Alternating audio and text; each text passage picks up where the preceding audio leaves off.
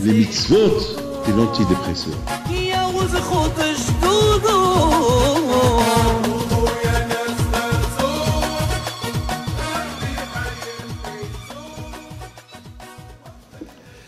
ברשות מוריי ורבותיי,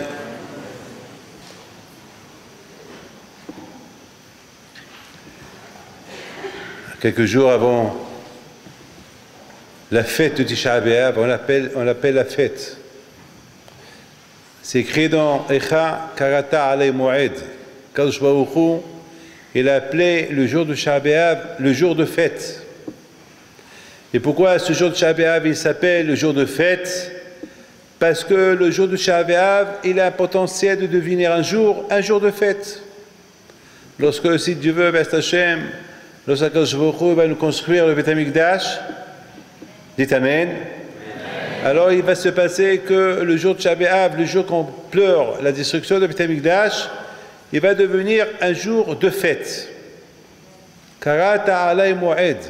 Et c'est la raison pourquoi le jour de Tisha B'Av, il n'y a pas de tahanoun, on ne fait pas Anna, passer un jour de fête. Vous savez que le tahanoun, ça veut dire une prière spéciale qu'on fait chaque jour. On dit à Kadosh Baruch Hu, j'ai fauté, j'ai fait, on se tape la poitrine. Mais pendant les jours de fête, on ne se tape pas la poitrine, et pas Shabbat. Et le jour de Shabbat aussi, c'est le jour de fête. Pourquoi? Parce qu'il se peut, au moment que tu vas commencer à taper ta poitrine et dire Vaya Avor, et dire Hachem pardonne-moi, Mashiach, il va venir, et donc le doute, parce qu'il y a un doute, peut-être Mashiach il peut venir le jour de Tisha B'Av, alors on ne fait pas de tahanoun. C'est un jour qu'un jour B'Ez Hashem il va devenir un jour de joie. Mais jusqu'à là, on se pose la question, est-ce qu'un jour on va le voir?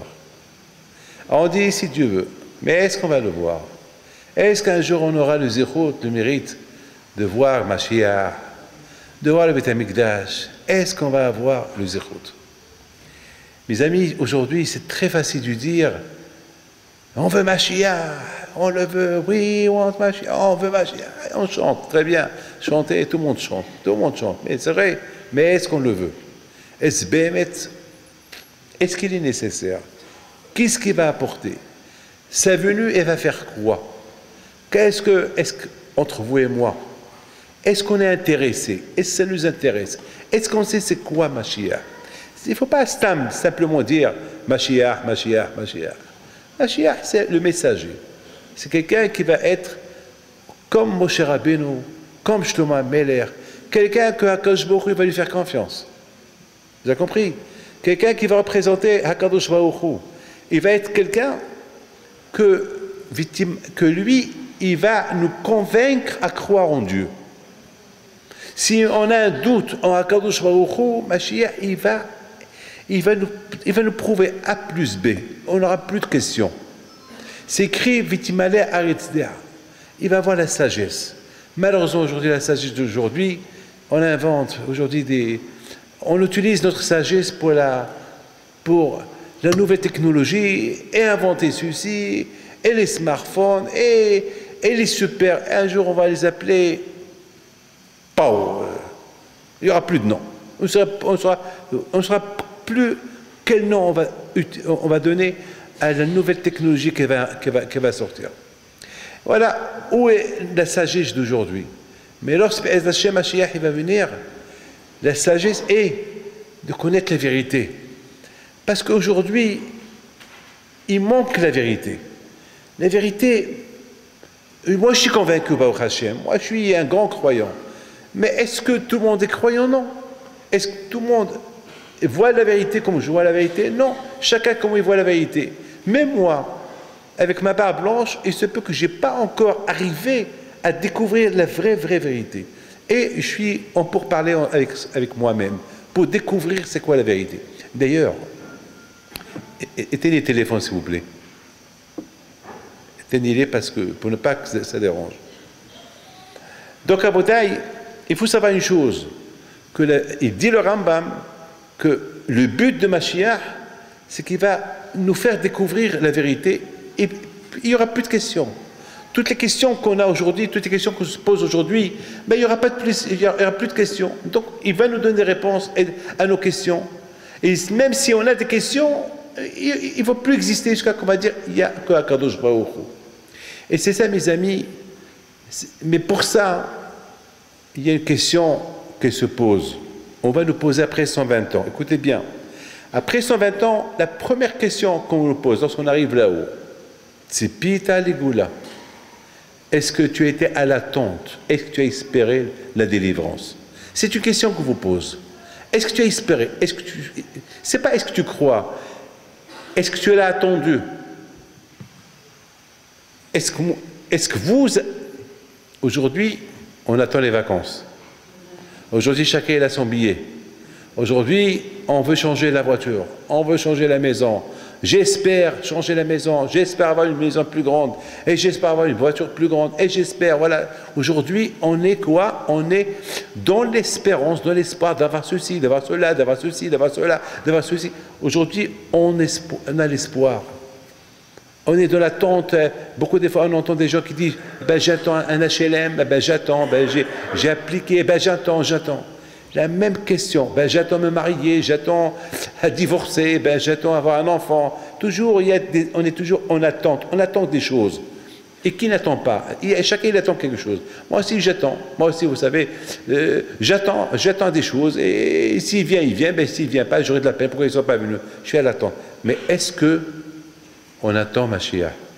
Est-ce qu'on est dans l'attente? Est-ce que dans notre programme, il y a cette question-là? J'ai un rendez-vous, j'attends. Est-ce qu'on est en attente? C'est vrai, chaque matin de la prière, on dit Ani, Ma'amin. Je crois en Mashiach. Je crois. D'accord, tu crois, tout le monde croit. Mais est-ce que vraiment tu crois comme qu'il faut croire? Est-ce que tu es dans... Mes amis, c'est pas facile, hein? Parce que c'est une question, on vous la pose dans l'autre monde. Dans l'autre monde, ce n'est pas un monde du mensonge. L'autre monde, on l'appelle Olam Emet. L'autre monde, on l'appelle le monde de la vérité.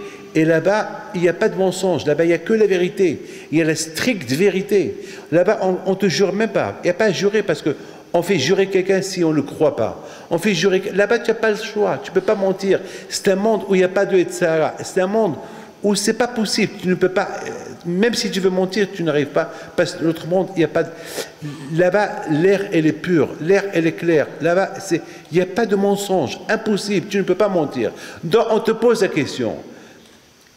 Donc, ils attendent... De toute façon, le bon Dieu, il sait la vérité. Il connaît la vérité. Mais c'est important pour nous qu'on sache que là-haut, on nous pose cette question. Parce que là-haut, c'est même pas la peine que on te pose des questions, parce que là-haut, on sait déjà, est-ce que tu as espéré, est-ce que tu as attendu Mashiach, est-ce que tu croyais en lui, est-ce vraiment tu avais l'espoir qui va venir? On sait, on ne joue pas avec le bon Dieu. Mais la question, on te la pose. Et pourquoi on te pose la question? Pour que tu saches qu'on va te poser cette question. Je répète, pourquoi on nous pose cette question si on sait, si je l'ai entendu, je l'ai espéré ou pas? Parce qu'il faut que tu saches qu'on va te la poser. Alors, prépare la réponse de maintenant. Alors, qu'est-ce qu'on va répondre là-haut? On va dire quoi? Ben, la réponse, elle va être une réponse juste. Je vais dire oh, oui, ou je vais dire un non. Ou je vais dire, ben, j'ai cru que j'espérais, et je découvre que je n'ai pas espéré. Je découvre que vraiment, j'étais un menteur. Je suivais tout le monde dit Mashiach, moi aussi je répète, Mashiach, Bet Amikdash, voilà. Mais écoutez, quelqu'un qui veut se marier, regardez-moi tous, quelqu'un qui veut se marier, il prépare les cartes d'invitation, et il distribue. Écoutez bien, et quelqu'un va lui poser la question. Il va lui dire, dis-moi monsieur, est-ce que tu vas te marier? Attends, il est en train de distribuer les cartes de mariage. Son mariage avec une femme, il y a le nom de la femme, il y a les noms de sa belle famille, il y a le nom de sa famille, et voilà, il y a son nom. Il invite les gens, je vous invite, dans 2 semaines, c'est mon mariage. Et on va lui poser la question, tu vas te marier? Qui se va répondre? Bien sûr que je vais me marier. C'est quoi cette question? Mes amis, la question qu'on va vous poser après 120 ans, c'est Pita la Géoula, est-ce que tu as espéré la délivrance? Est-ce que tu as espéré que Mashiach il allait venir? Est-ce que tu as espéré que le Beit HaMikdash il allait être construit? Qu'est-ce qu'on va répondre? On va dire oui ou on va dire non? Alors si on dit oui, est-ce qu'alors maintenant, si on va dire oui là-haut, est-ce vraiment en bas on l'a espéré? Ben, si on a dit oui en haut, puisque l'autre en haut c'est le monde de la vérité, c'est que ben, dans ce monde-là, on l'a vraiment espéré. Mais celui qui suit les mouvements, oui, Mashiach, oui, si Dieu veut, ben, est-ce qu'il va venir? Il va venir faire quoi? Oui, ça va, pas grave, je crois en lui. Vous savez, les Parisiens, comment ils parlent, et à moitié endormi. Voilà. Là-haut, il ne va pas répondre. Alors, je vous pose une question. Comment avoir cette conviction que Be'ezat Hashem, est-ce qu'on va le voir un jour? Je ne sais pas. Vous savez, mes amis, dans la prière, on prie chaque jour, presque toute la prière, le matin, après-midi et soir. Dans la prière, si vous avez le temps un jour, si Dieu veut, regardez un peu la Hamida que vous lisez 3 fois par jour. Dans cette Hamida-là, vous allez voir dans cette Hamida extraordinaire combien on prie à Kadosh Baruch Hu, Hashem, quand je serai Beit HaMikdash, Hashem, apporte-nous Mashiach, Hashem, délivre-nous, Hashem, et bien de Bekat Amazon, on dit à Kadosh Hashem, on se rappelle de la direction de Beit HaMikdash, Hashem, presque du matin au soir. Et il y a des grands tzadikim que eux, chaque nuit, avant de dormir, ils vont faire Tikkun Hatzot, ils vont s'asseoir par terre, ils vont pleurer la destruction de Beit HaMikdash. Et c'est quelque chose, Rabotai, du matin au soir, on parle, c'est vrai. Voilà, on parle 3 fois par jour, et si on vient Tachles, est-ce qu'on croit? Lorsqu'on va vous poser cette question, quelle va être notre réponse? Vous savez, mes amis, les gens en général, ceux qui jouent le loto, moi je ne joue pas. Moi je ne joue pas le loto. C'est pas que je n'y crois pas de loto, je ne joue pas parce que j'ai une conviction. J'ai une émouna qui dit comme ça. Si Hachem veut que je gagne, alors j'achèterai le loto. Si Hachem, c'est pas que j'achète chaque jour. Si Hachem veut que je gagne, c'est comme ma mère. Écoutez bien, une fois, mon père, Alav Shalom, il devait écrire un livre sur Rabbi Haim Pinto, le premier livre qui est sorti au Maroc. Il s'appelle Shenot Haim. Un livre sur les histoires qu'il a entendues sur Rabbi Haim Pinto, que bientôt c'est Sahiloula si Dieu veut. Et ce livre-là, mais mon père était pauvre, il n'avait pas d'argent. Difficilement, au Maroc, on vivait on n'avait pas d'argent, il n'y avait rien du tout. On vivait très pauvrement, vous savez. Je me rappelle, le Shabbat, mon père a acheté une petite bouteille de Pepsi Cola, je me rappelle, et il nous l'a partagé tout le Shabbat, il nous donnait comme la ration, il fallait ticker un peu, goûter Pepsi Cola, et après c'était comme ça, c'est tout, que le Shabbat, une fois, et parfois il pouvait durer toute la semaine cette Pepsi Cola, et parfois on venait sentir l'odeur de Pepsi Cola, et voilà, mon père, Alav Shalom, lorsqu'il voulait faire éditer le livre de Rabbi Haim, il n'avait pas d'argent.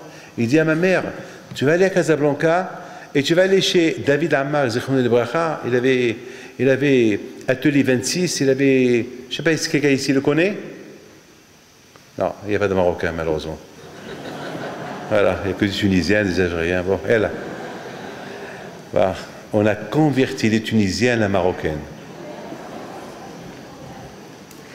Et que le bon Dieu vous protège tous. Alors à Bouta, il y avait mon père, Alav Shalom, il envoie ma mère, il l'envoie à Casablanca, et il l'envoie chez David Ammar pour éditer le livre de Rabbi Haim Pinto. Alors, il dit, David Ammar à ma mère, il lui dit, Rabbi Moshe, il t'avait donné le livre, c'est bien, mais l'argent. Il dit, ma mère, elle lui répond, l'argent ne m'a pas donné, mais il m'a dit une chose, si on se met d'accord, vous et moi, pour le prix, dites-moi combien ça va coûter, et je vais acheter la loterie.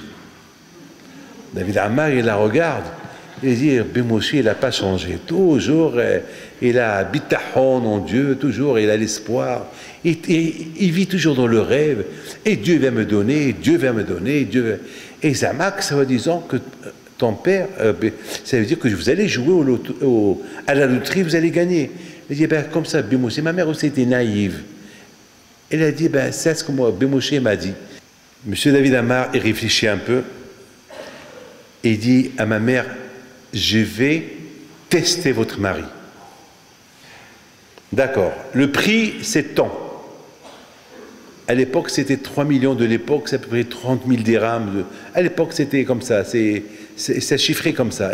L'argent de l'époque, il y a à peu près une soixantaine d'années. Je me rappelle, non pas 60 ans, 50 ans, parce qu'à l'époque, j'avais encore 10 ans. Avant que je suis parti à la yeshiva. Ma mère, qu'est-ce qu'elle fait? Elle prend le papier que mon père lui a noté, cherche un numéro qui commence par celui-là et qui termine par celui-là. Je ne peux pas vous dire le numéro pour ne pas que vous dépensez votre argent. Donc, finalement, ma mère, elle cherche, elle trouve un magasin, un kiosque, qui vendait la loterie, elle trouve un billet qui commençait par le chiffre que mon père lui avait donné et qui termine par le chiffre que mon père lui avait donné. Elle l'achète. C'est tout, elle n'avait pas d'argent. Elle avait uniquement l'argent de quoi acheter le billet de loterie. Et dans l'espoir, Zahama, peut-être elle va gagner un peu plus pour faire un peu des achats, comme toutes les femmes.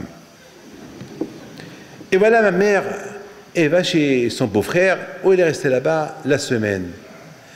Et le jour, chaque jour, elle se renseigne, est-ce que la loterie, elle a joué? Et on lui a dit où elle a joué. Et les numéros qui ont gagné, bon, elle est partie à l'endroit où elle a acheté. Et puis, elle lui dit, est-ce que le numéro tel et tel, il a gagné? Il lui dit, ben oui, il a gagné. Et combien il a gagné? Il a gagné exactement la somme que David Ammar, il lui a dit pour les livres.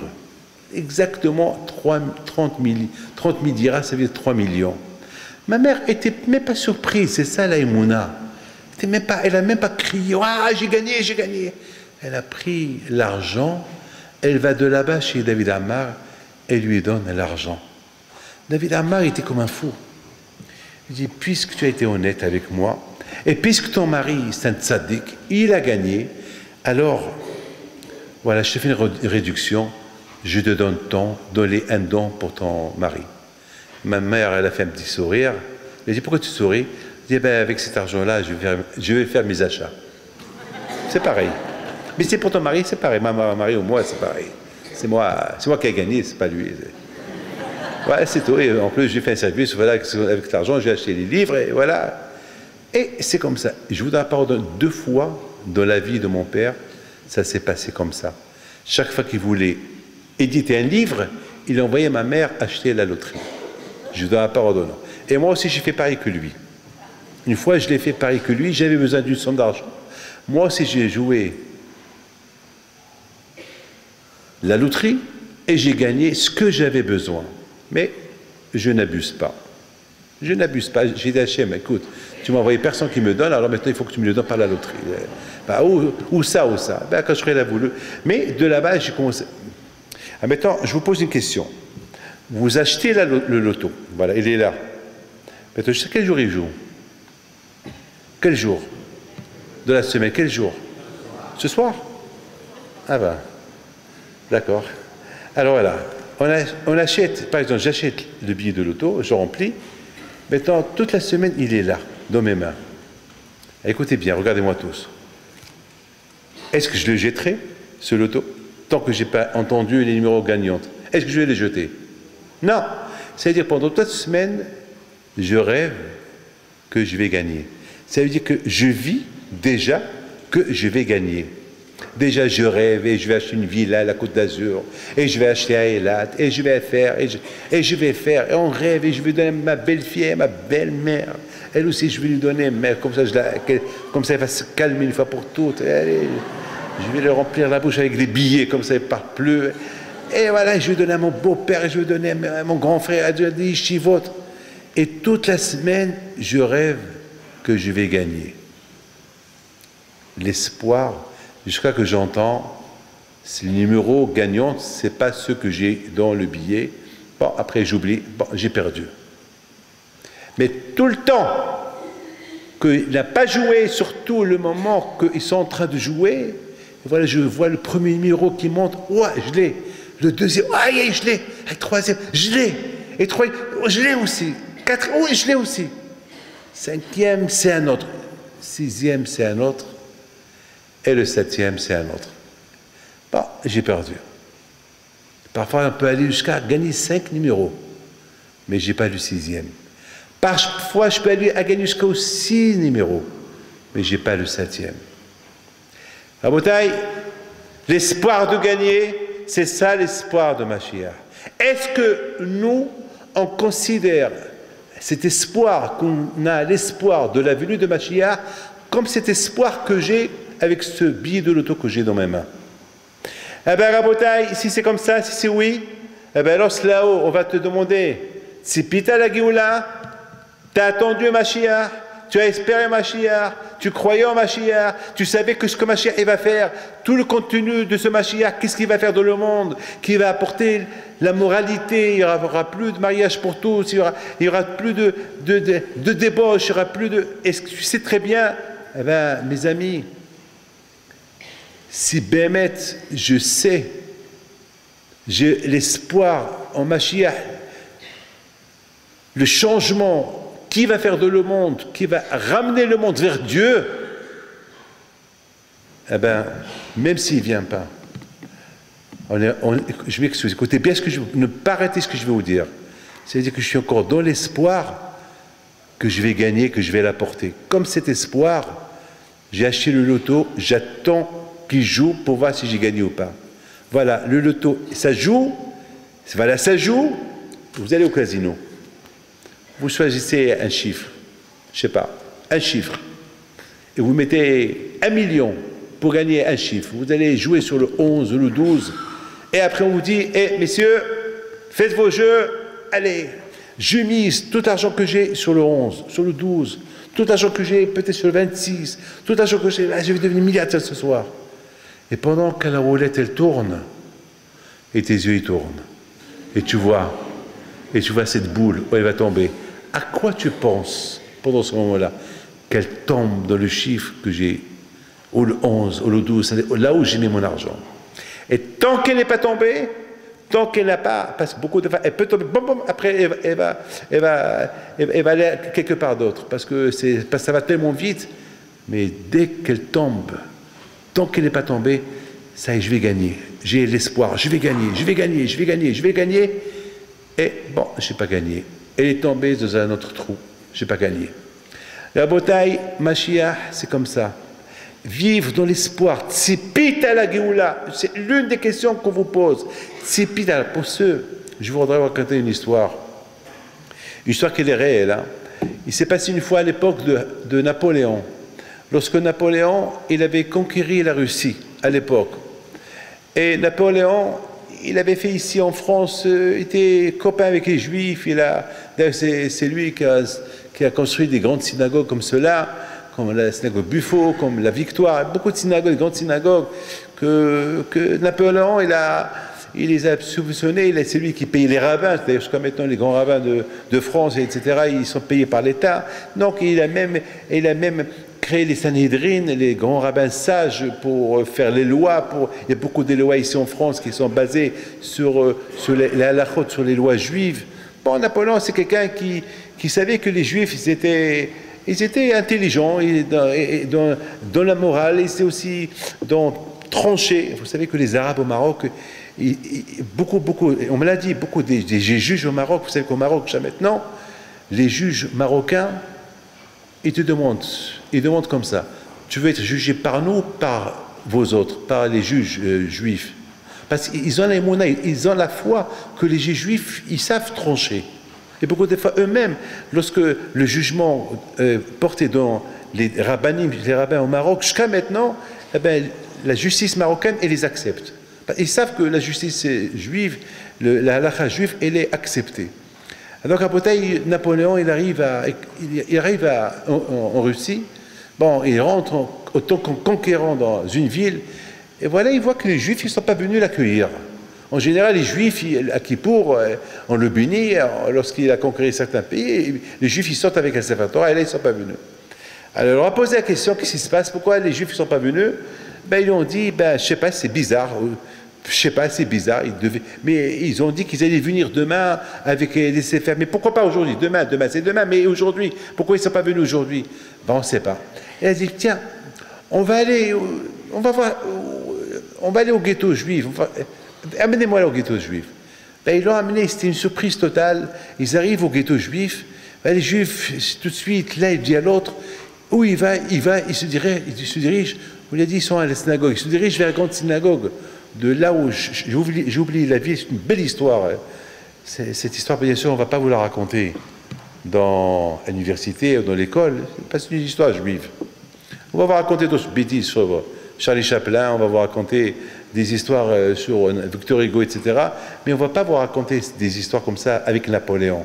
Vous savez qu'il y a beaucoup d'histoires avec Napoléon, avec des juifs, mais personne ne les connaît que nous. Nous seuls les connaissons. C'est nos histoires avec Napoléon. Et voilà, Napoléon il rentre, il voit les juifs qui étaient mal habillés, avec une petite barbe. Pour ceux qui se rasent, une barbe sauvage. Pour ceux qui ne se rasent pas, une longue barbe. Mais ils avaient un peu de la cendre sur le front. Qu'est-ce qui se passe? Tout le monde se lève. Majesté, aujourd'hui, vous ne pouvez pas venir vous accueillir parce qu'aujourd'hui, c'est pas un jour de joie pour nous. Et vous, Majesté, il faut qu'on sorte avec les Sfarim. Et d'ailleurs, on a dit, on a déjà dit aux autorités que demain, on va venir vous faire la fête, danser avec vous, danser autour de vous, de votre couronne, Majesté. Mais pourquoi pas aujourd'hui? Parce qu'aujourd'hui, c'est Tisha B'Av. Aujourd'hui, c'est comme aujourd'hui, le temple a été détruit. Il leur a dit, ah bon? Et quand ça a été détruit, il y a combien de temps? Ouf, il y a longtemps. Combien il y a longtemps? Quelle année? L'année dernière, il y a 2 ans, il y a 3 ans. Ils ont dit, non, Majesté, il y a à peu près 1700 ans, 1700 ans, ou 1800 ans. 1800 ans? Ça veut dire que depuis 1800 ans, et chaque année vous faites comme ça, chaque année vous êtes assis par terre, et chaque année vous priez, et chaque année vous pleurez le temple? Ben oui, chaque année. Napoléon, il les regarde. Il leur dit, vous savez, puisque vous pleurez encore le temple, c'est qu'un jour, parce qu'on ne peut pas pleurer quelque chose qui n'est pas vrai. Il y a une limite entre vous et moi. J'ai perdu mon père il y a 27 ans. J'ai accepté qu'il est mort. Un mort, on l'oublie. Même mon père, il est mort. J'accepte.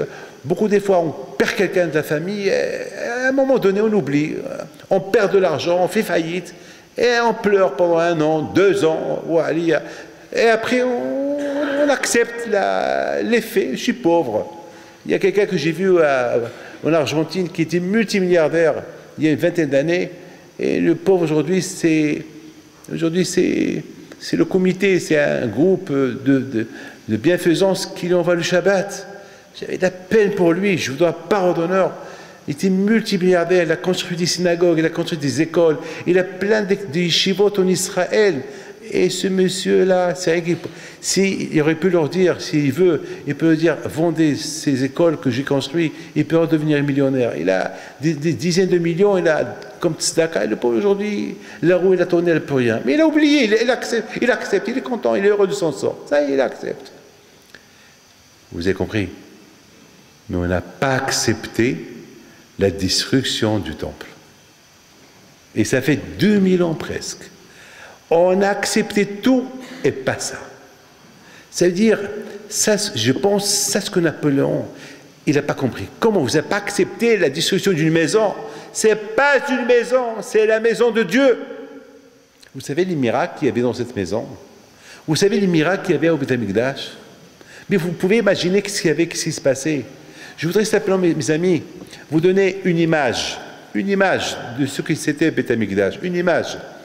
Vous savez qu'il y a une loi dans la Torah, on l'a lu il y a quelques semaines, que 3 fois dans l'année, on est obligé d'aller à Yerushalayim, 3 fois dans l'année. À Pesach, à Shavuot et à Sukkot. 3 fois dans l'année, obligatoire. Alors vous imaginez, c'est quoi 3 fois dans l'année? Ça veut dire que tous les hommes, sauf ceux qui sont malades, sauf une femme même les bébés, pour les éduquer. Il marche et le père, il va prendre ses enfants avec lui et aller à Yerushalayim. Yerushalayim, combien elle peut accepter? Yerushalayim, ce n'est pas une ville qui peut recevoir des millions de personnes. Même les non-juifs, ils venaient à Yerushalayim voir ce miracle, ils écrivent à leur famille. Mais c'est de la folie ce qui se passe ici. Vous savez ce qui se passe? Je vous en prie, écoutez. La veille de Pessah, il y avait une obligation de sacrifier le sacrifice de Pessah.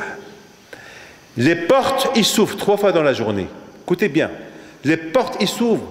Il y a des centaines de milliers de personnes qui vont rentrer dans une chambre qui peuvent rentrer là-bas uniquement 50, 60 personnes. Des centaines de personnes, des milliers, des centaines de milliers. Après, les portes, ils s'ouvrent toutes seules. Hein. Personne les ouvre. Et il y avait un miracle. Les portes, ils s'ouvrent. Les gens, ils rentrent. Ils se ferment. Et on dirait que les portes, ils sentent qu'il faut sortir. Et les portes, ils s'ouvrent. Et les gens, ils sortent pour que d'autres personnes rentrent faire le sacrifice. Il dit, le Gaon de Vilna, une phrase terrible. Il dit, le Gaon, qu'à Yerushalayim, le Beit HaMikdash était tellement saint qu'on ne pouvait même pas imaginer les portes de Beit HaMikdash. Les portes de Beit HaMikdash, ils étaient vivantes, ils parlaient. On dirait qu'ils parlaient, ils s'ouvrent, ils servent. Ils avaient Hiyut, il dit le Gaon de. Ils avaient une vie, ils vivaient. Ils vivaient. Comme Shlomo HaMelech, lorsqu'il a voulu faire Shlomo HaMelech, faire entrer l'arche de l'Alliance à l'intérieur de Beit HaMikdash, les portes, ils étaient fermées, blindées. Les portes étaient fermées, ils n'avaient pas à s'ouvrir. Soit qu'il a commencé à leur parler avec eux. C'est She'arim Rashechem, il a commencé à parler avec eux. Hé, porte, ouvrez-vous. Il a commencé à parler avec eux. Pourquoi? Parce qu'il a essayé tous les moyens pour les ouvrir, il n'a pas réussi. Il a porté des milliers d'âches, les haches de l'époque, pour essayer de casser ces portes, pour qu'ils puissent faire entrer l'arche de l'Alliance. Et les portes, ils ne s'ouvrent pas. Et à un moment donné, Shlomo HaMelech, il a commencé à prier. Il a commencé à dire, c'est où She'arim Rashechem? She'arim, porte, allez, ouvrez-vous, comme ça le roi il va rentrer. Dès qu'il a dit le mot le roi, les portes, ils se sont détachés de leur place. Ils ont voulu s'abattre sur lui et le tuer. Il a dit, arrêtez, qu'est-ce qui se passe? Ils ont commencé à lui dire, tu te prends pour un roi? Mais tu es dans la maison du roi des rois. Il a dit, mais non, vous m'avez mal compris. Je ne vous ai pas dit, ouvrez-vous pour le roi, moi. Ça veut dire, je parle du bon Dieu. Dès qu'il a terminé, les portes se sont ouvertes. Vous ne pouvez pas imaginer de quoi on parle. Je voudrais simplement vous dire une chose, écoutez bien ça. Aujourd'hui, lorsque vous allez tous partir aux vacances, vous ou pas, si Dieu veut. Alors bien sûr, pour ceux qui ont une maison, une belle maison, ben, ils vont avertir la sécurité pour que l'alarme, tu sais, vous savez, il y a des voleurs. Hein. Vous savez, mes amis, moi j'ai eu un grand miracle chez moi à la maison. Un grand miracle, là j'ai eu. Je devais aller à la maison un dimanche, et puis je me suis dit, dès que j'allais sortir, il y a un qui est venu, encore je l'ai reçu, encore un autre. À la fin, j'ai dit, il faut que je rentre à la maison, j'étais très fatigué, c'était un dimanche après-midi. Et à un moment donné, j'ai dit, bon, tout le monde est venu, ça y est, mais toi je sors, et je vais à la maison. J'arrive, et alors j'arrive à la maison, celui qui m'a accompagné, en général, je ne dis pas te déranger, je vais monter tout seul. Mais il dit, non, Rabbi David, je t'accompagne. J'ouvre la porte, la première porte, après j'ouvre la deuxième porte, et je vois 2 personnes qui descendent en courant. Ils avaient des trucs sur eux, je ne sais pas quoi. Tout ce que je peux vous dire, c'est que j'arrive en haut, je vois la porte chez moi ouverte, la porte est blindée, hein, cassée. Mais il dit, Rabbi David, ne rentre pas. Je dis, je ne veux pas. Je crois que je peux rentrer parce que les 2 qui sont descendus, c'est eux qui sont venus voler. Bon, ils sont rentrés. Ils ont pratiquement rien volé, mais ils ont cassé un mur. Parce qu'il y avait là-bas un coffre, et ce coffre, c'était un coffre que j'ai trouvé lorsque je suis venu m'installer à la maison, et c'était un coffre vide. Donc, ils ont voulu l'enlever avec des trucs, ce cas que finalement ils m'ont vu arriver, ils se sont sauvés. Écoutez bien. Bon, bien sûr, ce coffre, je l'ai enlevé et on l'a jeté. Mais j'ai commencé à réfléchir, j'ai dit à Kadosh Baruch Hu, merci à Kadosh Baruch Hu. Imaginez-vous à la bataille, c'est-à-dire qu'ils m'ont vu par la fenêtre arriver. Et ces deux gars très costauds, ils auraient pu me faire du mal. On vit dans un monde qu'il faut des miracles. Alors j'ai dit, 100%, s'ils ne m'ont pas touché, c'est le mitzvot que j'ai fait aujourd'hui. Il y a pas, moi, vous savez, comme ça, ça joue chez moi. Il n'y a pas un max chez moi, une coïncidence. Akadosh Baruch Hu, il a sauvé ma vie. Point final. Ça, c'est notre génération. On a besoin des alarmes, on a besoin des gardes, on a besoin des gardes-corps, et on a besoin de tout pour être protégé. Mais à l'époque, mes amis, je vous en prie, à l'époque, comment ils vont faire les gens pour aller à Yerushalayim 3 fois dans l'année? Avec qui ils vont laisser leur maison, leur ferme, des millions de vaches qu'il faut, des usines, je sais pas, de fromage, du lait, et ces vaches-là, qui va leur enlever le lait, qui va s'occuper de tout le monde partait, tous les hommes partaient, que les vieux qui ne peuvent pas marcher, c'est eux qui restaient, ou les vieilles, ceux qui sont vraiment les malades, mais la plupart, tout le monde, mais avec des millions et des millions et des millions de juifs, mais comment ça? Mes amis, la Gemara nous raconte que tous ceux qui allaient à Yerushalayim, leur maison était protégée. Par qui? Puisque, écoutez, je vous en prie, écoutez ce que je vais vous dire. Il y a beaucoup de gens aujourd'hui, ils se disent, mais si je ne travaille pas Shabbat, comment je vais vivre? Quoi, Akadosh Baruch Hu, il n'a pas de quoi te donner à vivre? Attends, tu doutes de Akadosh Baruch Hu? Attends, à qui pour tu vas à la synagogue, tu demandes à Akadosh Baruch Hu la parnassa, tu achètes la parnassa, pour travailler Shabbat. Si tu crois en Akadosh Baruch Hu, il va te donner la parnassa. L'argent, il te la donne. Tu ne peux pas dire, je crois en toi, selon comment je veux. Ah, tu ne peux pas. Akadosh Baruch Hu, il t'a donné des mitzvot. C'est vrai, pour être juif, il faut être très riche. C'est dur d'être juif. Très, très dur. Tout est cher. Tout est cher. La cache-route. Tu veux te marier, il faut payer. Tu veux divorcer, il faut payer. Tu veux acheter un guet, il faut payer. Il faut payer avec payer. Paye. Tu veux mourir, il faut payer.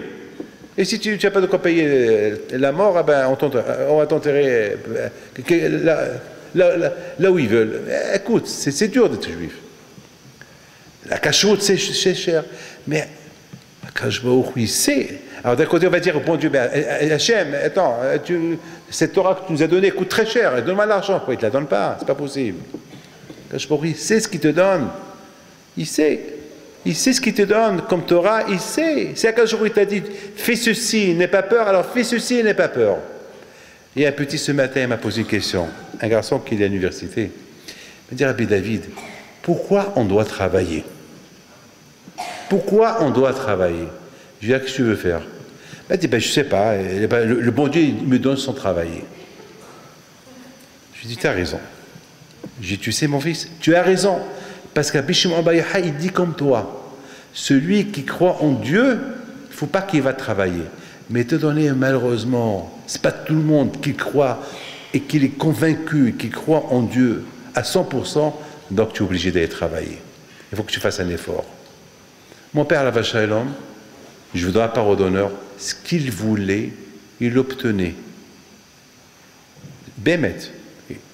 Il aurait pu être multimilliardaire, mais il a demandé à Akadosh Baruch Hu uniquement. Il y avait un juif ici à Paris, que Dieu repose son âme en paix, il s'appelle Albert Cacan. Il est très connu. Ce Albert Cacan, Alav Shalom, c'était un monsieur qui était très très attaché à mon père. Et chaque fois qu'il vient voir mon père, il lui donnait à l'époque 1000 francs. 1000 francs de l'époque. 1000 francs aujourd'hui, c'est peut-être 150 francs, quelque chose comme ça. C'est combien 1000 francs? Combien? 150 €. Ah, voilà. Donc, pour vous dire. Et mon père était content. Mon père il me dit, Abraham m'a donné 1500 francs, Pskin, il est gentil. Ce même Albert Cacan, lorsque mon père est décédé, et moi j'avais la yeshiva de Lyon, et j'ai commencé à courir à gauche et à droite, ouvrir des yeshivot. Ce monsieur-là, il a commencé à me donner 250 000 francs, 300 000 francs. Jusqu'à que je me suis posé la question. Je dis, comment je suis mieux que mon père? À mon père, il donnait 1000 francs, 1500 francs, et un mois, il me donne jusqu'à 300 000 francs, presque 300 fois ce qu'il donnait à mon père. Quoi? Je suis mieux que mon père? C'est pas possible. Et j'ai pas eu de réponse. Il y a eu un Abisror, il y a un autre juif, des juifs que je connaissais, combien il donnait à mon père, et à moi, il me donne 10 fois plus, 15 fois plus, 20 fois plus. Donc, j'ai pas compris pourquoi à mon père, on donnait un peu, et à moi, on me donne beaucoup. J'ai pas compris. Jusqu'à qu'un jour, j'ai commencé à réfléchir. Ben oui, David. Ben bien sûr. Pourquoi? Ben parce que ton père, il n'avait pas d'yeshivot. Parce que ton père, il n'avait pas de frais. Et selon ce qu'il avait besoin, le bon Dieu lui donnait. Mais toi, tu as des frais, donc selon les besoins que tu as, le bon Dieu te donne plus. C'est comme ça. Il y a beaucoup de gens qui ne veulent pas faire d'autres enfants parce qu'ils ont peur. Ils se disent, ah oui, si j'ajoute encore un enfant, encore des frais. Al-Hamar, quels frais?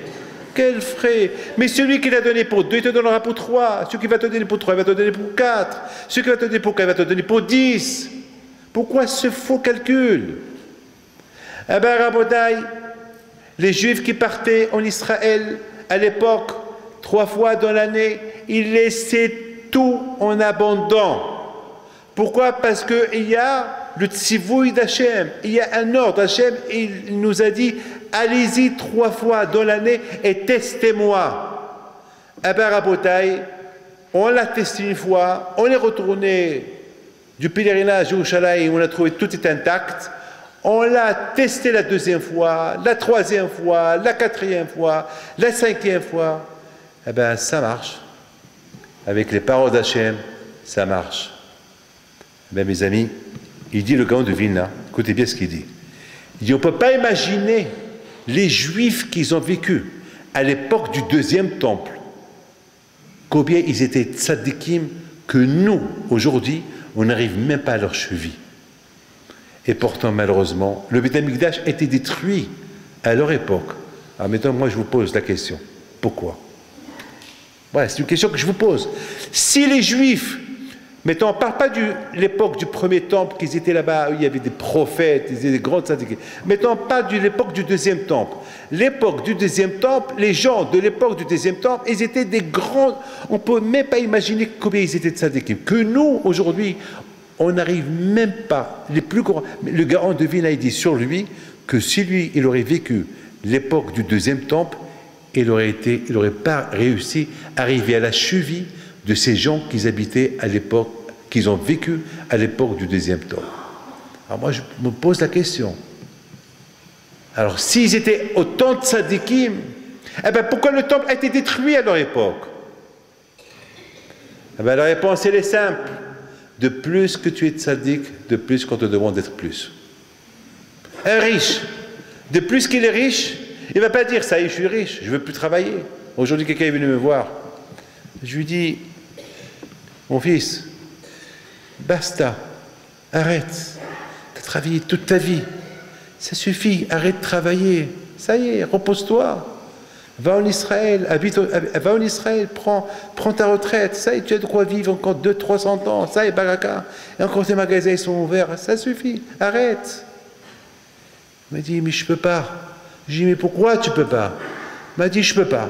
Et pourquoi tu ne peux pas? Je ne peux pas. Pourquoi tu ne peux pas? Je ne peux pas. Il ne peut pas. Il a raison, il ne peut pas. Il ne peut pas. Pourquoi il ne peut pas? Ben, il ne peut pas. Une vraie raison, il ne peut pas. C'est pourquoi il ne peut pas? C'est pourquoi il ne peut pas? Parce qu'il ne peut pas perdre de l'argent. Il veut encore gagner.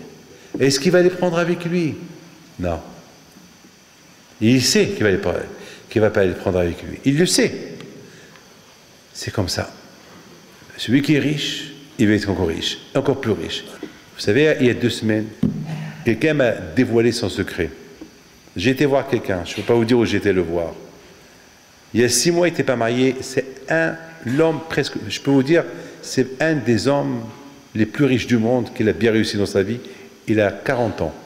40 ans, il n'est pas vieux. Mais Hachem, il a donné une chokhma colossale. Une chokhma, une intelligence colossale. Là où il met ses mains, il devient or. Là où il investit, c'est Hachem, il lui a donné cette chokhma. Ce monsieur-là, je me rappelle, il y a quelque temps, je lui dis, il vient pour... il voulait vendre son affaire. Écoutez bien. Et maintenant, il ne sait pas comment la vendre. Parce que s'il la vend d'un seul coup, il ne sait pas. Puis je lui ai donné un conseil, un super conseil. Je tu sais, si tu vends d'un seul coup, tout va tomber. Parce que tout le monde va se poser la question, pourquoi tu as tout vendu? Parce que c'est une affaire qui est cotée à la bourse. Et ça veut dire qu'il ne faut pas qu'il fasse ce geste-là. Parce que je lui dis, tu peux pas faire. Tu peux vendre petit à petit. Bon, et je lui dis, mais oublions ça. Mais pourquoi tu n'es pas marié? Moi, dès que je lui pose la question, pourquoi tu n'es pas marié, il me parle de la bourse. Je lui parle, je lui réponds sur sa question, après je lui repose la question. Pourquoi tu n'es pas marié? Il me regarde, il me dit, j'ai le temps. Tu as 40 ans. Tu es vieux. Non, j'ai 40 ans. Je ne suis pas vieux. Mais de la façon comment tu vois ton avenir matériel, je vois que tu as mis de côté le mariage. Et c'est dommage.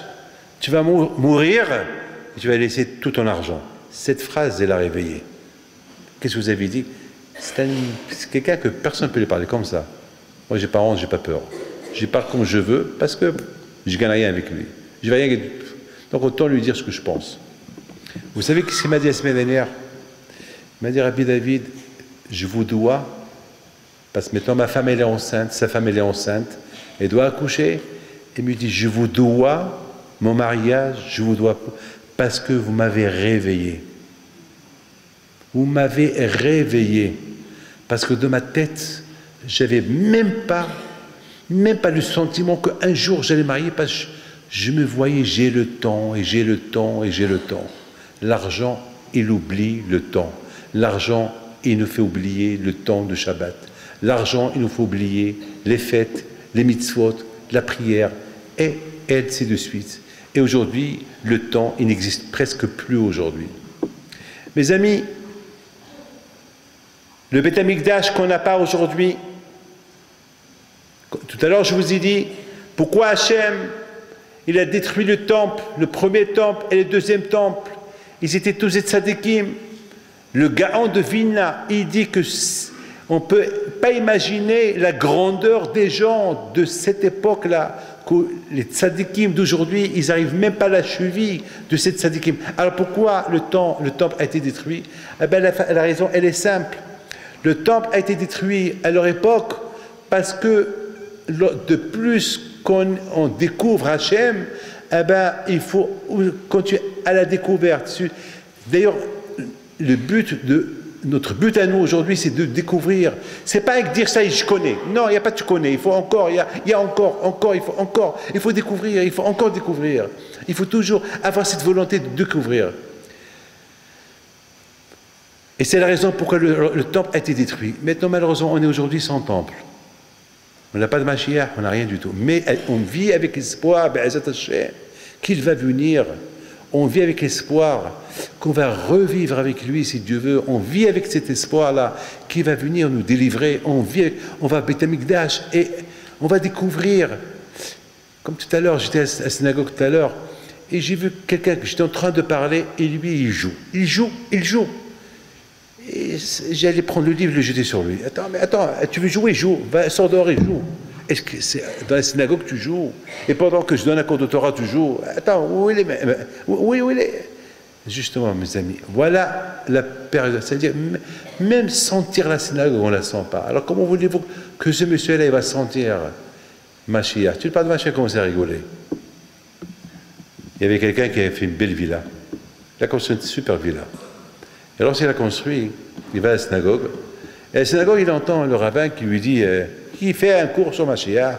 Eh bien, Ezrat Hashem, qu'on le voit, il va venir bientôt. Et ce monsieur-là, il se lève, il dit, d'après vous, Mashiach, il va venir quand? Il dit, vous savez, c'est imminent, il peut venir maintenant. Je dis, il ne peut pas venir dans 2, 3, 4 ans. Pourquoi maintenant? Je dis, l'autre le rabbin dit, pourquoi pas? Ah ben, je viens de construire une piscine, une villa, il faut que j'en profite un peu. Et si, ça veut dire, déjà, on a rendu ça rigolade. Mes amis, est-ce qu'on va avoir le zéro si Dieu veut de le voir? Ah ben oui. Je vous donne la parole d'honneur. Notre génération d'aujourd'hui, elle n'a jamais été aussi belle pour voir Mashiach. Pourquoi? Et pour voir si Dieu veut, moi j'ai une émouna. Baba Saleh, il vivait pour voir le Mashiach. Le Rabbi de Lubavitch, pareil. Mon père Lava Shalom, pareil. La Tania, pareil. Baal Shem Tov, Rabbi Nachman Breslev, pareil. Tous ces tzadikim, ils vivaient Mashiach, ils vivaient. Ben mes amis, je pense que nous, notre génération d'aujourd'hui, elle est super prête pour la venue de Mashiach. Elle est super prête. Pourquoi? Avec tout ce que nous sommes en train de voir, ce qui se passe dans le monde. Et nous, on reste juifs. Et nous, regardez, ce soir, vous êtes tous là. Et vous savez qu'est-ce qu'il fait le bon Dieu maintenant? Ben, il est en train de vous regarder, il est en train de vous observer. Il est en train de dire, et tous ces gens sur lesquels on a fait les Nishmat, c'est l'idée de William Marciano de faire la mémoire de tous ces gens-là.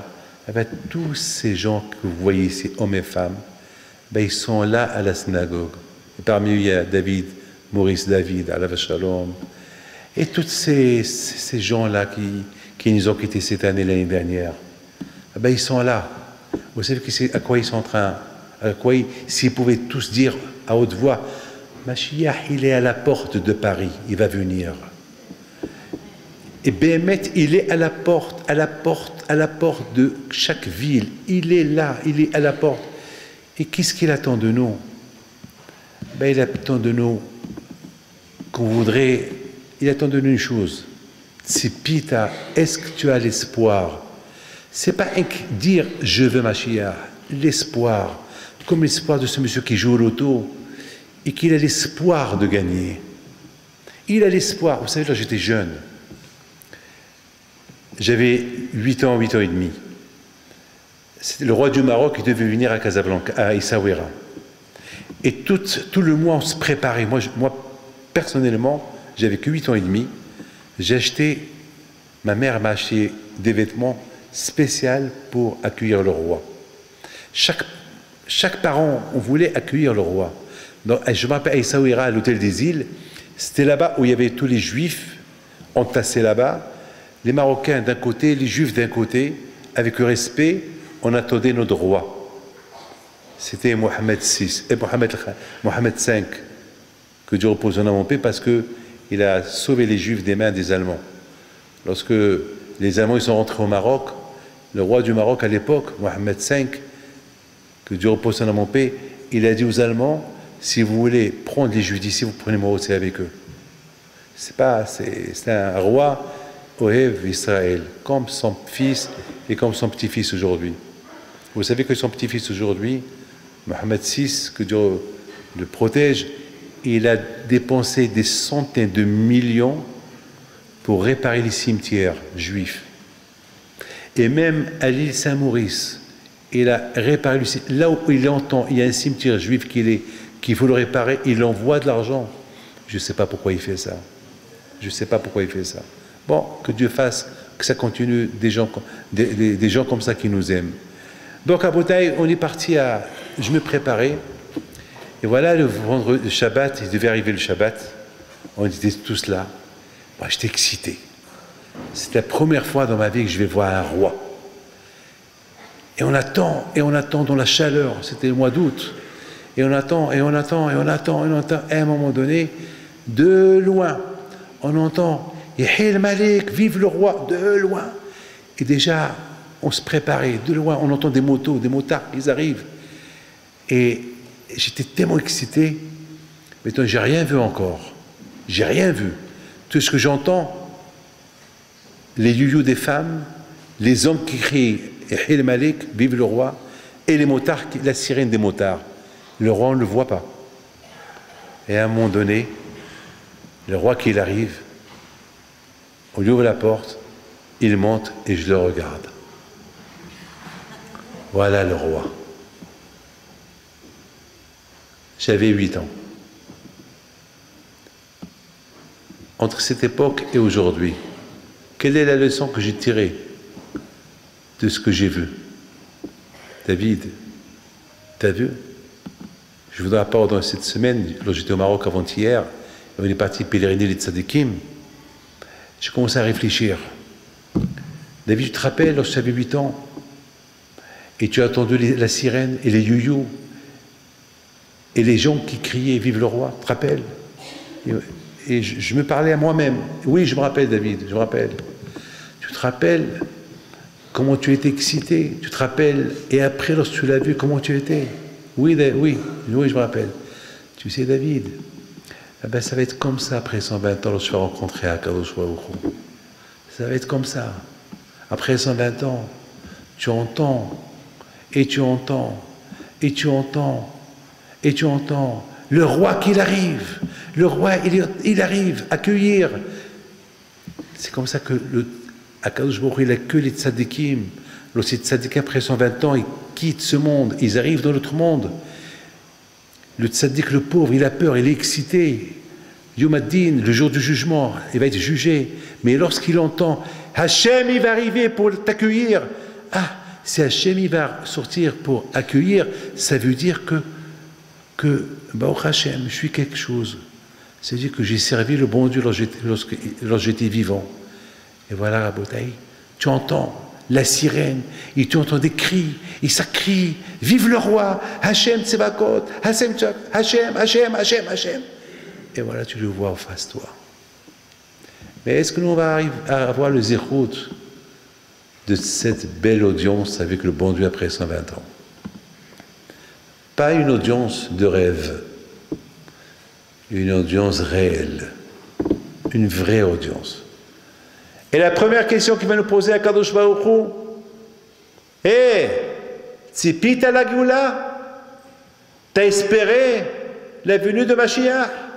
T'as espéré la construction du Beth Amikdash? Parce que ces deux questions, ils sont basés, si tu dis oui, ça veut dire que tu aimes Dieu. Parce que tout notre problème aujourd'hui, on doit découvrir Dieu comme avant. Parce qu'aujourd'hui, c'est plus comme avant. Aujourd'hui, avec la technologie, avec le Facebook, avec l'Internet, avec les emails, avec tout ce qui se passe dans le monde intellectuel, l'informatique, la technologie, elle ne donne plus le temps pour respirer, pour prier, pour réfléchir. On n'a plus le temps. On n'a plus le temps. Voilà, tout à l'heure, on m'a annoncé une mauvaise nouvelle. Un de mes meilleurs copains, il est entre la vie et la mort. Il est en train de mourir maintenant, je ne sais même pas s'il est vivant. Vous savez, je suis encore dans... J'attends. J'aurais dit, appelez-moi après le cours. Voilà. Et voilà. Après, chaque fois que je suis rentré, j'ai oublié. C'est maintenant que je me rappelle, le pauvre, comment il va. Que Hachem, il envoie, il faut hacher les mains. Il s'appelle Nissim Ben Soulika. Hachem, il faut hacher les mains. Donc, à Botaï, il s'appelle...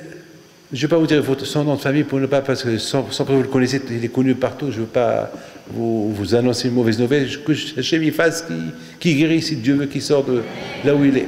Mais mes amis, voilà ce que je vais vous dire. Lorsque on connaît le but de Mashiach, c'est qu'il va instaurer la vérité. La vérité qu'on connaît à moitié. Notre émoine en Dieu, elle est comme ci, comme ça. Lorsqu'on veut, lorsque Mashiach il va venir, il va nous prouver A plus B qui est Hachem. Et qu'est-ce qui va se passer? Ve'aya Adonai le melech al kol haaretz bayom ha'u Adonai echad u'shmo echad. Le jour que Mashiach il va venir, eh ben, le royaume d'Hachem il va être restauré. Tout le monde va croire, tout le monde va dire, oh, hine Hachem Hashekivinu. Voilà Hachem qu'on a espéré. Ah, ça veut dire, à travers Mashiach, on va découvrir Hachem. Ah, c'est ça la question qu'on va nous poser.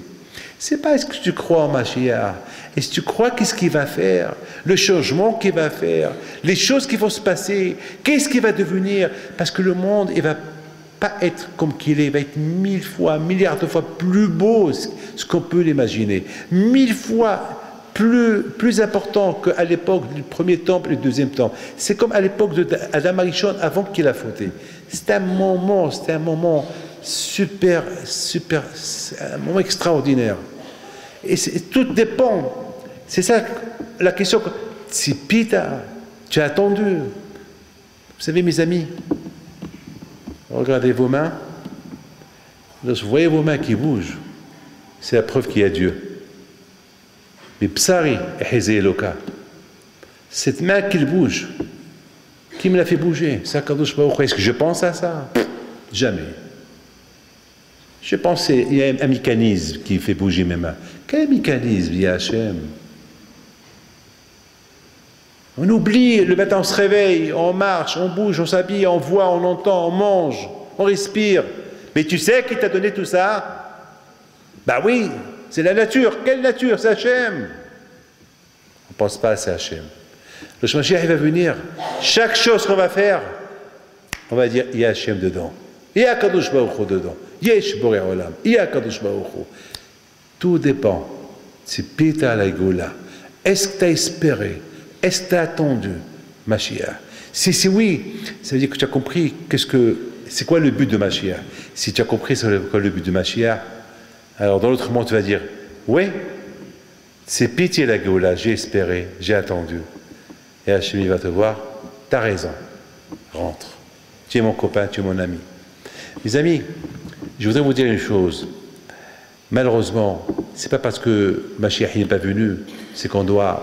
À l'époque, je me rappelle, lorsqu'il y avait la guerre du Golfe, on dit oui, c'est pas de Mashiach. Chaque fois, on dit ça y est, Mashiach va venir. Il y a plein d'histoires, Mashiach va venir, Mashiach il est là. Et après, on se décourage. Après, on oublie. Après ça y est, chacun prend son chemin, on oublie. Ah ben justement, celui qui veut réussir, c'est celui, enfin, même qui n'est pas encore venu, je l'attends. Et c'est la raison, mes amis, que cette fête de Tisha B'Av, ces 3 semaines-là, jusqu'à Tisha B'Av, on se concentre un peu plus dans la destruction de Beth Amikdash. Parce que, en pensant, lorsqu'on fait le deuil pour la destruction de Beth Amikdash, ça veut dire qu'on veut qu'il soit construit. Je pleure mon père qu'il a quitté ce monde. Et il y a la réponse à côté. David, ton père il est mort, n'aie pas peur. Mayo, le fils Saint-Maurice, David, je sais que vous êtes là quelque part. Je sais que tu as pleuré ton père cette année, beaucoup des fois. Mais sache une chose, un jour, tu vas le revoir. C'est la condoléance, c'est les condoléances que je peux te donner. Un jour, tu vas le voir. Avant d'enterrer quelqu'un, dès que quelqu'un il meurt, on lui fait déjà Igdal Elohim Hay. On chante ce chant et vers la fin on dit Miti mi Hayel, Hachem il va ressusciter les morts. C'est comme ça qu'on console le mort. Le mort, on lui dit tu vas te réveiller. Un jour tu vas te réveiller, n'aie pas peur. C'est comme ça qu'on console le mort. Un jour tu vas te réveiller. Tu vas te réveiller un jour. Celui qui pleure la destruction de Beth Amikdash, il va voir sa construction. Je vous pose la question. Un homme qui pleure la destruction de Beth Amikdash, il va voir sa construction. Mais on n'a rien vu. Mais on n'a rien vu. Mon père, il a pleuré. Mon grand-père, il a pleuré. Mes aïeux, ils ont pleuré. Ils n'ont rien vu. Mes amis, dans la construction, dans la destruction et la construction. Au moment que quelqu'un détruit une maison pour la reconstruire, au moment qu'il a détruit, il pense à quoi? Dites-moi. J'ai pas entendu. Voilà. Au moment qu'on pleure le Khurban Beth Amikdash, déjà on est en train de, avec nos larmes, le bon Dieu il est en train de construire le Beth Amikdash. Malheureusement on ne l'a pas vu, mais pas peur. Tu as fait ton travail. Là mes amis, je termine. Je voudrais simplement raconter une histoire. Une histoire sur Rabbi Haïm Pinto, que bientôt si Dieu veut sa Hiloula. Et bien Hachem cette année, elle tombe la Hiloula le 20... cette année, c'est vraiment la date de la Hiloula, c'est le 30 août, on va voyager si Dieu veut, le 28 à Marseille, ou à Marrakech, pour pénaliser de Marrakech, ou le 29, ceux qui veulent partir directement à Essaouira, 28 août et le 29 août. Et je vous raconte une super histoire de Rabbi Haïm Pinto à la Vachalom. Une super histoire. Chaque fois, je découvre Rabbi Haïm Pinto. Vous savez, il y a 6 mois, mettons, pour terminer, vous avez bien compris qu'un jour, on aura le mérite de voir Mashiach. Et bien, Hachem, on verra le Beit HaMikdash. Moi, j'ai la Emouna. C'est tout. J'ai la Emouna. J'ai la Emouna, je suis convaincu, j'ai la Emouna, et j'ai tous les... Bon, Hachem, je suis prêt. Voilà, Mashiach, que tu saches, je suis prêt. Tu viens, je suis là à côté de toi. Et si tu ne viens pas maintenant, je t'attends. Voilà, j'ai tout le temps pour moi. Je ne fume pas, mais je t'attends. Mes amis, il y a le mois de mars, j'étais à New York, il y a un couple qui sont rentrés me voir, et ils m'ont dit, un couple jeune, hein, ils ont 22 ans, ils viennent se marier, mais j'ai vu le visage de la femme très pâle, très très pâle. Je dis, ça va, qu'est-ce qui se passe? Et le mari, pauvre, il pleure. Le mari, c'est un avraire, il étudie la Torah à la yeshiva de l'Ikoud, au collège de l'Ikoud, je ne peux pas vous dire, mais c'est un étudiant. Il a une petite barbe. Et le pauvre, il me dit, voilà, ma femme, elle est malade. Il y a 6 mois qu'on s'est mariés, elle a attrapé la grave maladie, et malheureusement, il n'y a pas grand espoir. Je voudrais par d'honneur que j'ai eu beaucoup de peine. C'est des choses qu'on entend, malheureusement, je ne savais pas quoi lui dire, je ne savais pas comment le consoler. Et puis, pour le consoler, je lui ai dit, tu sais quoi? Quand Akadosh Baruch Hu, il envoie à ta femme une bonne santé, et comme ça, si Dieu veut, le mois d'août, le 28 août, je vous paye à vous deux le billet pour aller à Essaouira pèleriner à Rabbi Haïm Pinto, vous allez raconter votre histoire à tout le monde. Il a rigolé. Il m'a dit, mais on n'a pas d'argent. Et même si on veut aller dans l'état où elle a 10 séances de chimo, ils vont l'affaiblir, elle va devenir la pauvre, elle va tout perdre, ses cheveux, ses dents. C'est un produit qui va la massacrer physiquement, elle va perdre ses forces. Je dis, écoute, il y a Kadosh Baruch Hu. De mon côté, je prie à Kadosh Baruch Hu qui guérit et je lui paye le billet. L'histoire pour moi elle se termine de ma tête. J'ai toujours l'émouna. Je vis des choses, je vis du matin au soir des choses comme ça. C'est comme ce monsieur avant-hier à Essaouira. Un monsieur, il s'appelle monsieur Ben David. Il devait faire une grave opération il y a 1 mois. Et soudainement, Mardoché Kanafo, il m'appelle Rabbi David, vous connaissez Ben David. Je lui dis, qu'est-ce qu'il a? Le pauvre, il a peur. Et lui, c'est un monsieur qui est très superstitieux. Déjà, le fait d'entendre l'opération, pour lui, ça y est, il va dormir, il va plus se réveiller. Pour lui, il a commencé déjà, il a écrit déjà un testament, déjà pour lui, ça y est, il est mort. Et vous savez, Mardoché Kanafo lui dit, n'aie pas peur, va, Ezat Hashem, tout le monde prie pour toi, Rabbi David prie pour toi, nous tous sommes pris pour toi, et va faire ton opération. Il vient à Paris. C'est ce qu'il m'a raconté avant-hier. Il dit au médecin, c'est toi qui vas m'opérer? Il dit oui. Il lui a dit, Bisrout Rabbi Haïm Pinto, tu ne vas pas m'opérer. Le médecin lui dit, qu'est-ce que vous dites? Il le regarde. Il dit, je vous dis, Bisrout Rabbi Haïm Pinto, tu ne vas pas m'opérer. Bon, il a fait, vous savez, un petit français, il rigole, il dit, bon. Sa femme lui dit, David, on est en France, on n'est pas au Maroc. C'est pas au Maroc que tu cries à tout le monde. Tu serais ici, c'est la France.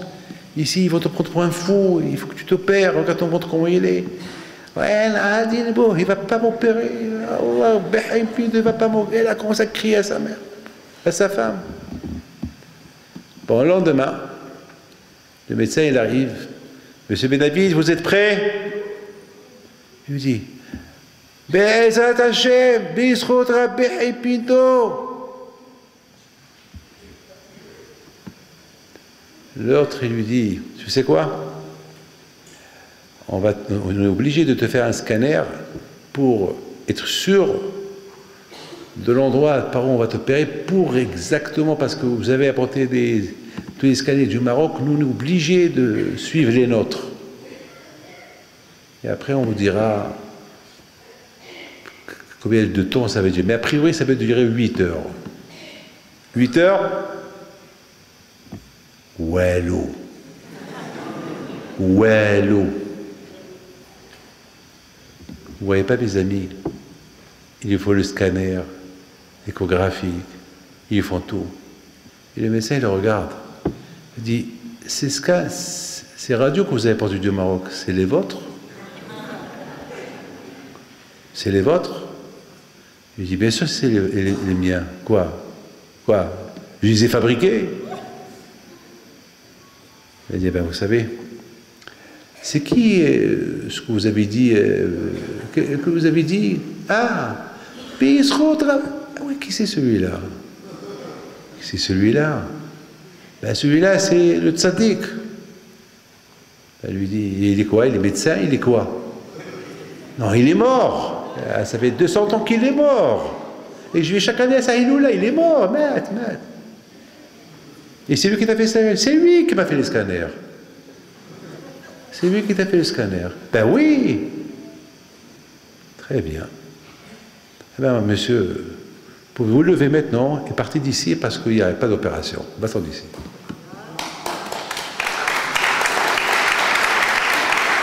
Il me l'a raconté, mes amis, avant-hier. Il sera là, il est là pour la raconter lui-même. Maintenant, revenons à ça et j'arrête. Vous voyez, je vous fais la photo, je vous fais la bracha. Il rentre, mes amis. Les jeunes couples sont partis. Pour moi, j'ai fait mon devoir. Il y a un mois, Madame Esther Benamou m'appelle. Rabbi David, vous avez promis 2 billets à un couple. 2 billets au Maroc à un couple, c'est presque $5 000. Jamais. J'ai peut-être à un couple, ils ont, je sais pas, ils ont dû appeler le bureau. Ben, non, moi j'ai promis à personne. Elle m'appelle une 2e fois, une 3e fois, mais Rabbi David, ils sont certains que vous leur avez promis, parce qu'il faut qu'on boucle les billets, parce que à New York, c'est pas... Bon, écoute, je vais être là dans quelques temps.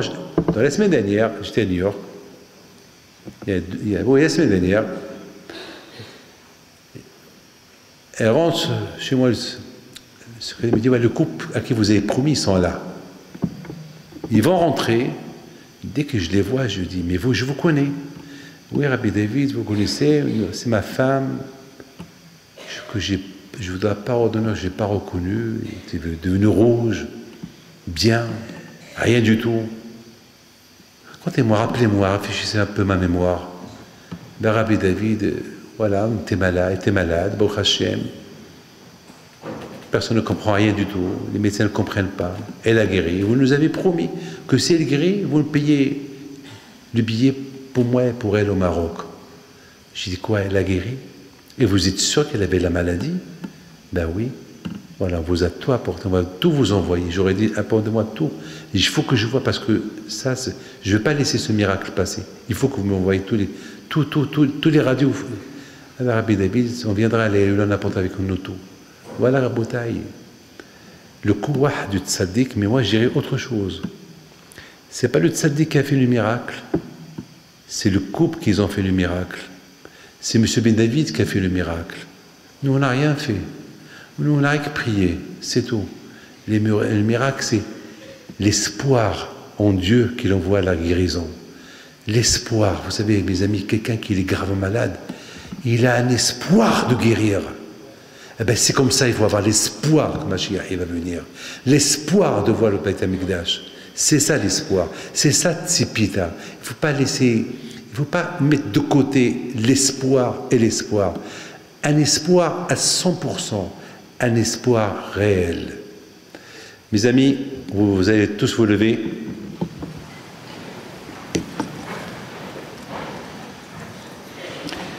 Mishibarach, je vous fais une bracha à vous tous, comme ça Hachem vous donne la santé, la joie, la prospérité, et un bon voyage là où vous allez, si Dieu veut, et un bon retour, si Dieu veut.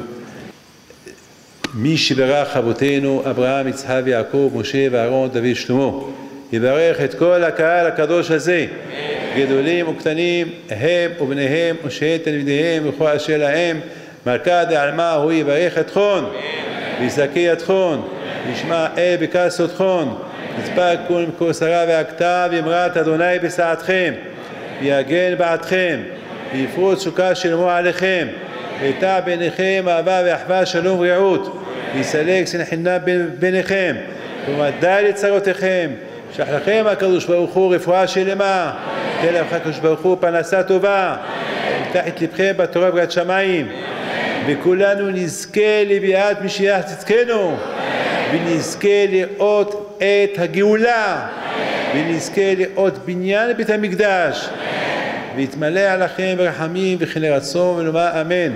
שמע ישראל אדוני אלוהינו אדוני אחד. אדוני מלך, אדוני מלך, אדוני ימלוך לעולם ועד. אדוני מלך, אדוני מלך, אדוני ימלוך לעולם ועד. ענה אדוני הושיענה. ענה אדוני הושיענה. ענה אדוני יצליחנה. ענה אדוני יצליחנה. Vous les jeunes filles en haut, et vous les jeunes filles en bas, et vous les jeunes hommes qui sont là, ceux qui ont fait le bac, ils attendent, ceux qui attendent des résultats. Mais dans leur tête, à quoi ils pensent? J'ai gagné. Ou pas? Dans leur tête, ils ont l'espoir qu'il y a quelqu'un. Et puis il me dit, Rabbi David, une bracha. Je lui dis, mais tu ne vas pas travailler toute l'année. Mais toute l'année, tu n'as fait que jouer. Qu'est-ce que tu veux une bracha pour que tu gagnes? Il m'a dit, ben, j'ai l'espoir. Voilà, Mashiach. Mashiach, c'est l'espoir. Mais il a l'espoir. Il n'a pas travaillé. Il a l'espoir. Il n'a rien fait. Il a l'espoir. Alors je lui dis, écoute-moi. Viens, je fais avec toi un deal. Je veux que tu fais ça, je veux que tu fais ça, je veux que tu fais ça, je veux que tu fais ça, je veux que tu fais ça. Il m'a dit, mais c'est trop, Rabbi David. Je lui ai dit, qu'est-ce que tu veux gagner au bac comme ça? Si tu n'as pas travaillé, tu veux gagner comme ça au bac, il faut que tu fais ça et ça et ça et ça. Attends, est-ce qu'il va gagner ou pas? Je ne sais pas. Mais simplement, l'idée, tant qu'il n'a pas reçu les résultats, même celui qui n'a pas travaillé, il a l'espoir qu'il va gagner. Eh bien, c'est comme ça qu'il faut avoir cet espoir. On va le voir. On a cet espoir, on va voir le Binyan Beit HaMikdash. Alors, Rabotai, voilà, je n'arrive plus à rien vous dire. Ce que j'ai à dire, je vous l'ai dit. Si vous voulez autre chose, eh ben, je vous dirai plus tard. Entre-temps, je vous aime et que le bon Dieu vous protège. Et quand je vous donne la santé, la joie, la prospérité, Keneratson. Alors, ceux qui veulent une bracha, on va commencer par les femmes qui sont toujours, vous êtes adorables parce que vous êtes toujours plus nombreuses que les hommes et toujours c'est vous qui remplissez la salle avant les hommes et lorsque les hommes ils ont entendu que vous étiez là, ils sont venus. Alors que le bon Dieu vous protège.